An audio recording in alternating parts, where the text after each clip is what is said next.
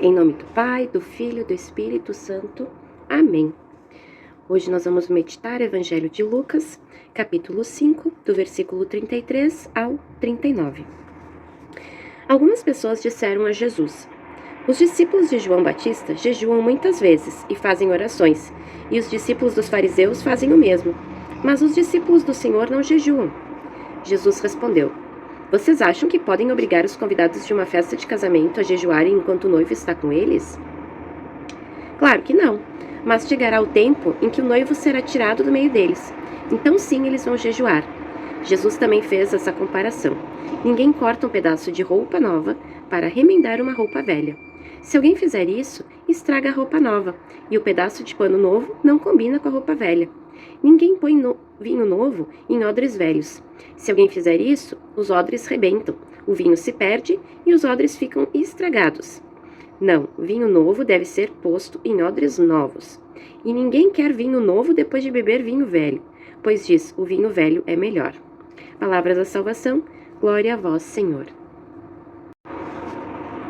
Esse evangelho, ele é tão significante, tão importante, que ele está nos evangelhos sinóticos, que é Marcos, Mateus e Lucas. Então, são evangelhos que contam algumas histórias muito parecidas. Então, essa história está nos três. Então, quer dizer que foi muito significativa para os discípulos, para os fariseus e para os discípulos de João Batista. Então, eles estavam questionando Jesus, né? Por que os teus discípulos não jejuam, enquanto os outros jejuam? E aí, Jesus, ele faz uma pergunta, né? Por acaso os convidados de uma festa de casamento vão jejuar enquanto o noivo estiver presente? Então, para que serve o jejum? Às vezes, as pessoas não sabem por que fazem o que fazem. Elas seguem o ritmo dos ritos, né? Os costumes, as tradições, mas elas não sabem bem o porquê estão fazendo aquilo. E por que aquele povo fazia jejum? Isso tem milênios, em todas as religiões se entende que o jejum, o que ele faz? Ele enfraquece a tua carne e ele fortalece o espírito. Então, quando tu enfraquece essa matéria densa que é o teu corpo, a tua mente, tu consegue aumentar a voz do espírito. E aí tu fica com a tua intuição mais sutil para a mensagem que Deus quer te passar. Além disso, o jejum é uma forma de penitência. Então, eu me prostro diante de Deus e uma forma de mostrar humildade e de que eu quero abdicar de algo que é tão importante para minha sobrevivência, que é a alimentação. Eu abro mão disso porque eu sei que Ele é o meu provedor, eu confio na providência dele, então é um ato de humildade, de mostrar confiança, né, que Deus vai prover o que é necessário. Estou falando de jejuns simbólicos, né, não é para ficar 300 dias em jejum, porque daí tu tá desmerecendo a vida que Deus te deu, né?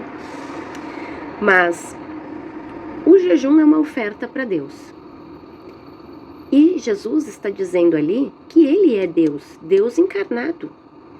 Então, o foco, quando tu está vivendo uma experiência com Jesus, quando tu está na presença de Jesus, tu tem que reconhecer que Ele está perto de ti.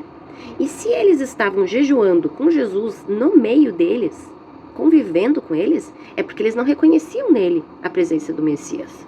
Mas os discípulos de Jesus reconheciam que Ele era. Essa passagem, ela está na sexta-feira, propositalmente. Porque na sexta-feira, os católicos, eles fazem o jejum em memória à Sexta-feira Santa, que foi o dia em que Jesus morreu na cruz por nós, né? Então, o jejum de carne, ele é super importante para quem é católico, não católico de IBGE, né? Católico praticante, em memória, em respeito, em humildade, em oferta. Então, a gente oferta esse nosso jejum para essa memória que é da Santa Ceia. Quando e por que devemos jejuar? Nós devemos jejuar uma vez por semana, pelo menos, né? E aí a gente jejua o quê? Tira a carne na sexta-feira, né? Agora a gente pode fazer jejuns em oferta a Deus, tirando outras coisas. Por exemplo, tira o açúcar.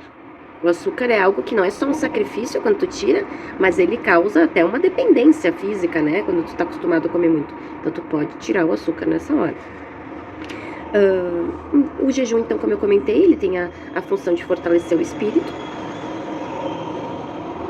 E o que mais que eu acho importante falar sobre isso é o final da passagem. Que ninguém corta um pedaço de roupa nova para remendar numa roupa velha. Aqui Jesus está fazendo uma alusão do Antigo Testamento e do Novo Testamento, tá? Tanto que ele vai dizer assim: ninguém quer vinho novo depois de beber o vinho velho, pois diz o vinho velho é melhor. Os fariseus, os mestres da lei, eles estavam tão apegados à lei de Moisés, à lei do Antigo Testamento, que eles estavam fechados para a revelação que Deus estava fazendo para eles, que era aquele Messias, aquele Salvador que vocês tanto esperam, tá aqui no meio de vocês agora. E aí eles estavam com os olhos vendados e com os ouvidos fechados para o que Jesus dizia e para o que Jesus fazia, os milagres que ele realizava na frente deles, porque eles estavam muito presos às tradições e à lei. E Jesus vem dizer que ele é mais importante do que a lei. Ele deu cumprimento para a lei. E ele estava ali dando uma nova lei. Só que essa nova lei, ela arrebenta a velha lei. Assim como se tu colocar vinhos novos em odres velhos, ele vai arrebentar por causa da fermentação do vinho e tal. Falando tecnicamente aqui, né, da questão do vinho. Mas o quão aberto tu tá para abrir mão dos teus paradigmas, abrir mão dos teus conceitos, abrir mão do que tu já acreditava antes, para deixar a boa nova de Cristo entrar na tua vida. Tu tá disposto a isso? Tu tá disposto a abrir mão do que tu entende por certo, do que tu entende como verdade, para que Jesus venha com a mensagem dele, que é tão simples. Quem vê de fora acha complicada, mas ela é tão simples que ela parece complicada para quem tá vendo de fora. Mas quando tu começa a ler como Jesus se comportava, o que ele esperava dos seus, é tão simples que os fariseus rejeitaram, os mestres da lei rejeitaram, e até os discípulos de João Batista ficaram duvidosos. Tanto que João Batista, ele veio preparar os caminhos do Messias, e os discípulos dele acharam estranho o Messias, o comportamento dele, porque é muito simples no fim das contas, a mensagem de Jesus. Então que estejamos abertos à mensagem, à boa nova, que ela é simples, porém ela pede tudo de nós. E que a gente crie esse hábito do jejum, porque no jejum, nesse enfraquecimento da carne, Deus vai revelar para nós coisas grandíssimas, coisas maravilhosas do plano celeste.